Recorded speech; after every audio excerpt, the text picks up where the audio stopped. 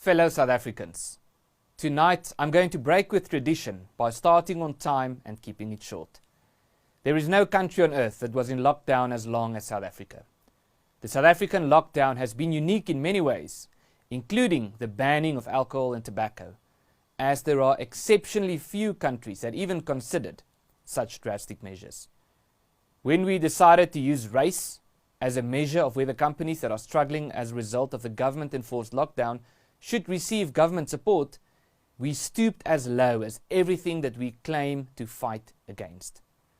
The fact that a South African court condoned this racist policy is evidence of a troubling ideological fanaticism that has taken hold of not only the ruling party, but the entire ruling elite in this country. Our figures were wrong.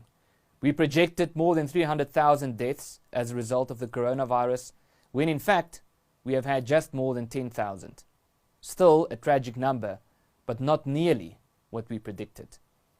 We instilled fear into the community by claiming that hospitals will be overrun on a massive scale. We threatened you with arrest. We subjected many of you to police brutality. Our security forces murdered our citizens, and we destroyed companies, depriving people of their lives and livelihoods. Not thousands, not hundreds of thousands, but millions of people have lost their jobs as a result of the government-enforced lockdown, and we, the government, ridiculed these people by thanking them for enduring. We all know the consequence of this: unemployment, poverty, and even starvation. In fact, some of the country's leading economists have projected that up to 300,000 people could die of malnutrition as a result of this lockdown. The coronavirus is real and it should be responded to, but our reaction has made it worse, extremely worse. To top it all off, we tried to fix the crisis by taking out a 70 billion rand loan from the IMF, a loan that our children and grandchildren will have to pay back. Then our friends and family members in government looted the money that was allocated for the upliftment of people through corrupt activities. This is what we are going to do. First, I retract and I apologize for the public statement I made earlier that I would rather be a weak president than to have the ANC divided. I know that by ensuring that corrupt leaders in the ANC are prosecuted, I will probably divide the ANC, and by refusing to divide the ANC as my overarching goal, I have signaled a clear message that I am not prepared to offer anything more than lip service in the fight against corruption. So let me be honest with you. We don't need another expensive commission to investigate corruption. We know who these people are, what they did, and where they are. We will start ensuring that corrupt politicians are prosecuted, sent to prison, and that the money that they have stolen be returned, regardless of how senior they are and regardless of whether this might upset some people in the ruling party. We will end the lockdown immediately and in its totality.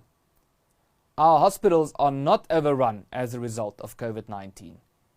We know that history has proven time and again and all over the world that people tend to be smarter than their governments. We will not bother with census restrictions such as the banning of alcohol and tobacco, or of travel between provinces, a curfew, or trying to micromanage people's lives in any other way.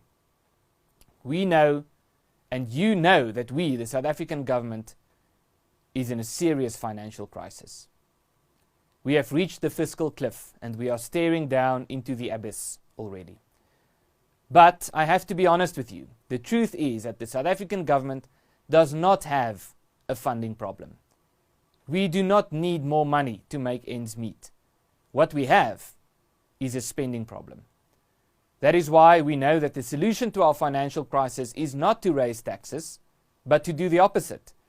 By raising taxes, we take money that could be spent by private citizens to strengthen the economy and to create jobs, only to fund senseless government initiatives that do not achieve their goals and provide the opportunity for more corruption by the fat cats amongst ourselves.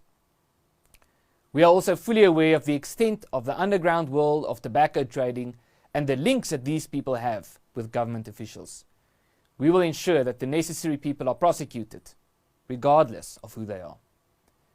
we will stop the race frenzy and start treating people based on the content of their character as opposed to the color of their skin, as a wise man once said. I thank you.